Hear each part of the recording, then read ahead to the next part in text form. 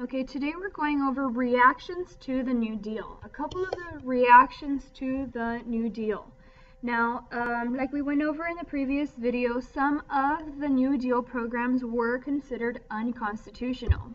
It says here, the Liberty League accused FDR of attempting to create a dictatorship because the government was having so much control and power over businesses and people.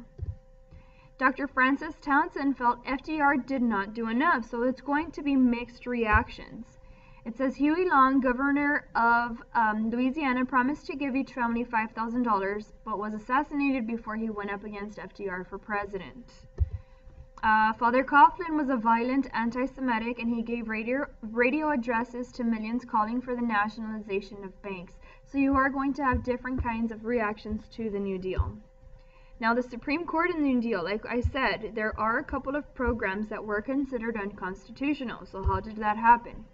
They called some of FDR's programs unconstitutional, like Skelter Poultry versus the United States, 1937. It says, even in national crisis, Congress could not give the president more powers than those granted in the Constitution. Right? Poultry. This is dealing with chickens, right? So this company was suing the United States because, again, with the AAA, the United States government is trying to control the production of your food. They don't want farmers to overproduce because then they won't be able to sell it.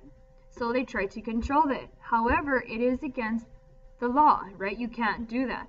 So in this court case, Congress determines that you cannot, the government cannot, the Supreme Court determines that Congress cannot give the president more powers than what is in the Constitution.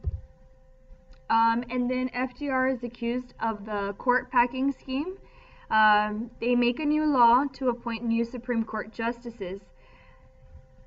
FDR tries to put in or add more Supreme Court justices. Whenever you are a Supreme Court justice, you are there for life. So anybody that does not agree, that has older thoughts or older values, is not going to agree with the newer ideas, right? It's kind of like old folks with teenagers.